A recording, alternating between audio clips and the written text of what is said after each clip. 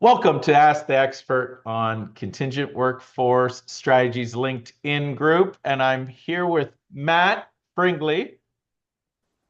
And we are talking about a topic that is really important these days. And as we know, the economic cycle has been kind of in an interesting state, let's say. And so clients are really looking for strategic, innovative solutions.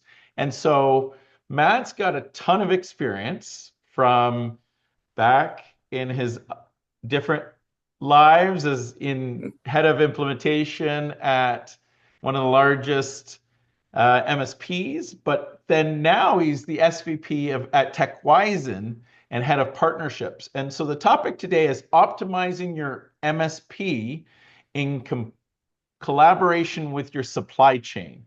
And it's really to get the most out of your supply chain and the investment you're making in the talent you're bringing in. It's so important to work closely with your MSP and your whole supplier ecosystem. So, Matt, I know we've been talking about this for a while, and it's an awesome topic. And so, thank you for being here today and sharing your wisdom. It's a pleasure to be here, Jeff, and yeah, looking forward to the conversation. So, a lot of organizations are really challenging the value of the MSP these days. And I always say, listen, there is a huge value of having an MSP, and sometimes there's value in bringing it in-house. But whatever you're going to do with the program, you have to really optimize the collaboration with your supply chain because it's that ecosystem that you're building that if it's all working really well, it doesn't matter if it's internally managed or externally managed. You're kicking on all cylinders and getting the talent you need at the time you need it at the best price and really satisfying the organization and moving it forward. So, talk to me about why this is so important, especially with your experience in MSP realms. It's great to hear your ideas around this. Yeah, I agree with you completely, Jeff. The topic is important, and as you said, whether you do it in-house or whether you have an external partner, an MSP supporting you, making sure you're getting the best value out of the suppliers you have is critical.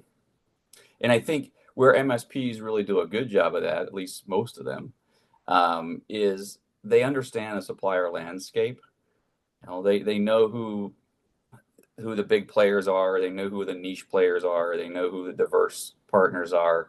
And that's always changing and evolving. And the good MSPs will continue to grow that network and invest in learning more about up and coming suppliers, just to understand their capabilities or where they may have specialties. And I think that can be a challenge more so if you're running the program yourself, because you probably are just focused on who are the suppliers in our ecosystem Yeah. and who's delivering and who's not. And sometimes maybe just getting your arms around that is a big challenge. So you don't have time to invest in learning more about what else is out there.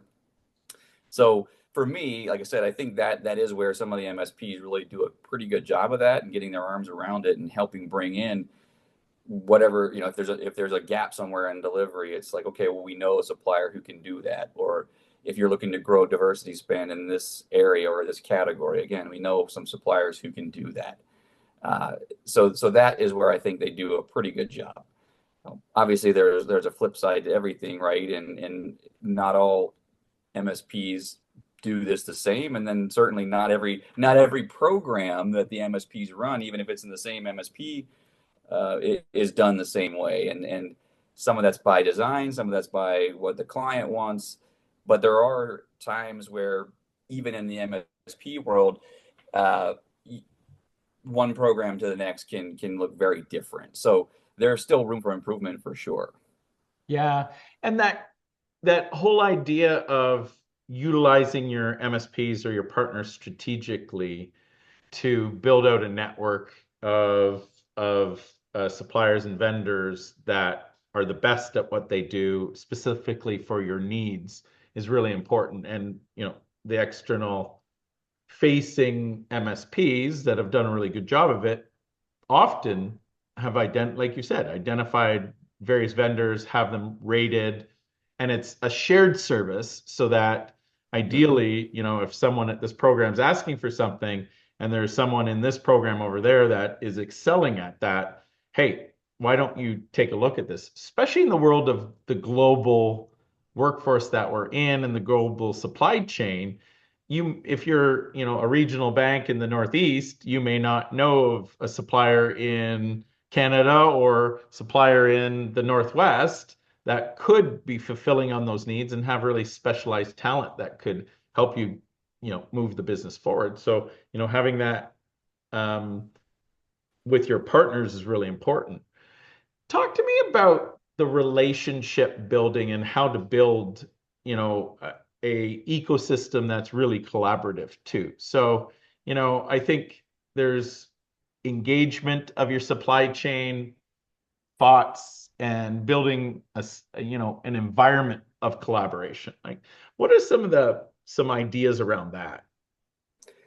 I think it's wise, whether again you're running a program in-house or you have an MSP, it's wise to understand who your suppliers are at more than just what's their scorecard say in the program, or what does their website say, and building that relationship with the right point of contact or account manager, whoever it is at the supplier, is beneficial in a lot of ways.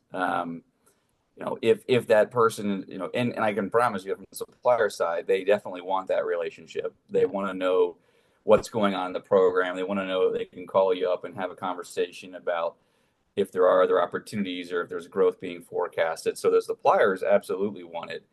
And I think where, again, some of the MSPs get it right, or even the in-house programs get it right, is when they do invest in that.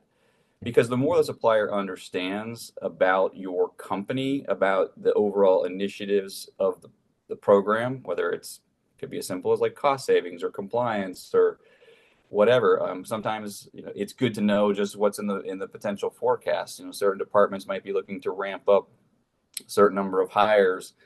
All that information is really useful for the supplier to understand, because then it helps them find that talent faster, giving a little bit of runway to them to go out and do some pipelining of candidates.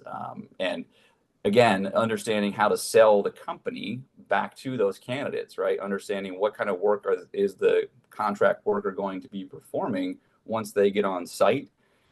That doesn't come just from, like I said, from me or from anybody going out to the company's website and reading about it. You could certainly learn some, but really being able to sell the contractor, here's a day in the life. This is what kind of work you're going to be doing. This is what the team is like. This is what the company's goals are. This is what the team's goals are. All of that goes a long way in the Yeah. supplier's ability to find the best talent and the talent that's going to stick, and it really understands what it's like to work for you. So that's where I say the relationship is going to make a big difference. If you don't invest in it, or you sort of build that wall up between the program and your suppliers, you're leaving the suppliers to sort of figure it out. And obviously, could take longer to find the talent. It becomes harder to find the talent because the talent has questions about what's this or what's that, and that you can't sell it. You can't paint the picture. You can't give them the day in the life. So it does prolong the whole experience, and in some cases it turns the contractor or potential talent off because they're like, I just doesn't feel right. Yeah, and I did get the answers. And so that terminology, ambassadors, right? Your supply Yes, chain and your including your MSP is key ambassadors, and then your suppliers are going to be your ambassadors. So the more information you can provide to them, the tighter the relationship where they trust you that what you're saying is true, and they trust you that the jobs are going to be identical to what the description says. And that trust and relationship is so important, so they can go out and be your ambassadors, right? And absolutely. sell, like you say. I know it sounds like sell the job, but it really is like You are. I your mean, staffing firms are career counselors and saying, hey, this is going to be good for you in this company. Why I'm saying, hey, I think you should work for this company. It's not just the commissions, it's this is going to help your career. And so it, yes, having a great relationship and then providing as much information as possible helps them be more like ambassadors. I think we've talked about in the past different supplier forums and things like that, right? that you've Exactly. been to and things like that, which, it's a download of information, but it's also relationship building. It's spending that time. It's getting in the same room with the program buyers and maybe some hiring manager, other executives within the company, and hearing from them some of that information we just talked about. What's the vision? What's the growth? What's the year forecast to look like in terms of new jobs or initiatives within the program? All of that. And then exactly as you say, if you go to a supplier forum, oftentimes there's additional networking time built in. So they'll do an open, like a lunch or sometimes even a happy hour type of thing, and you get an opportunity to really sit down and connect more one to one with some of those buyers, and even with your peers in the supplier industry. You can learn a lot from them too about what they're seeing and experiencing, and are you finding the same challenges in the client environment, or are they having different successes than you are, and maybe that's a way you can figure out, okay, there's something we should probably be doing that we're not doing in that case. So all of it's extremely helpful, and you don't get that without the collaborative environment we've been talking about with the in-house team or the MSP setting up that forum or bringing everybody together. Yeah, and you know, the other thing that we've talked about in the past was you can't manage what you don't measure. And I think, that also drives, although, some people don't like to be measured, but it's one of those things, it does drive collaboration and it drives behavior, right? And It so does. talk It to me does. in some of that, how you've optimized programs in the past around, you know, setting the metrics, the KPIs, so that it actually helps not only, what is forecasted, the bigger picture stuff, but those KPIs will drive behavior as well because that's what they're being measured on. And again, like we talked about, it's not every MSP does this the same. And I think that's where some excel and others probably need to step up a little bit, is around that measuring and providing a scorecard so suppliers know where they stand within the program. And using that data, if you're on the MSP side or you're running your own program in house, using that data to make sure you have the most optimized supply base. No supplier wants to be in a position where they're going to be potentially removed from a program, but getting that data, getting that scorecard that says, here's how you stack up, and then having the opportunity to ensure, when you're looking at that data from my perspective, if I'm looking at it saying, gee, we're sitting right in the middle in terms of delivery. Our submittal time is okay, our number of starts is okay, but number one suppliers 2 times or 3 times better than us. That's really useful. It's somebody's doing it and somebody's able to have success in a different way than we are, and also we're not at the bottom, and that's great. But if you're on the other side, if you're on the MSP or the in-house team side, it really gives you a lot of information to make decisions on how to get the most out of your suppliers, like we've been talking about. Yeah. And without it, like I said, the programs that don't do it, or the MSPs that don't do it as well as others, to me, it's a disservice to their end client, because you have a bunch of suppliers just submitting blindly into a program.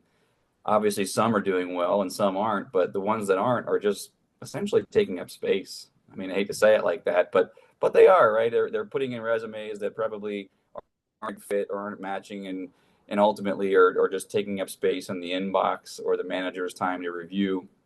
Whereas if you were measuring those suppliers and realize that they're not that good at what they're doing, or they're not that engaged, maybe you're sending them 20 recs and they're only responding to 2 or 3 of them, then why are they there when you could bring in another supplier who's hungry, who wants to be competing, who wants to submit to all those recs, and who could potentially bring better talent faster to all the positions you're submitting. So those are all things that, to me, just fundamentally, if you're not measuring, then you're missing.